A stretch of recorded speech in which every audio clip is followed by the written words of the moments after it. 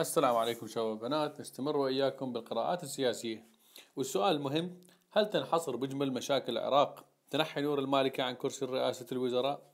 طرحت هذا السؤال على الفيسبوك والانستغرام، طبعا اجت أغلبية الإجابات بلا، والسبب أنه المالكي ليس سوى محصلة عدة مشاكل سببها الإسلام السياسي بشقيه السني والشيعي، والسبب يعود كما يقول ابن خلدون أنه العرب لا يحصلون على الملك إلا بصيغة عصبية أو دينية أو قبلية، والكلام به شيء من الصحة. ويعني خلينا نفترض أنه الباكر صبح المالكي منتحر.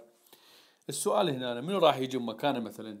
أكيد أيضا من اختيار الأحزاب الدينية ذات التخندق الطائفي، وبالتالي راح يكون نتاج الاتفاق بين التيارات السياسية الحالية موجودة حكومة محاصصة طائفية، وبالتالي راح المالكي اجى فاشل آخر ركب موجة السياسة من باب الدين، وهو لا يمتلك لا مؤهلات سياسية ولا دين، وبالتالي حكومة فاسدة مغيبة لمصالح الشعب. ومثل ما تعرفون وشفتوا خلال السنوات العشر الماضية أنه أغلبية الوزارات الفاسدة والصفقات الفاسدة كانت بيد الأحزاب الدينية وبدون تسميات.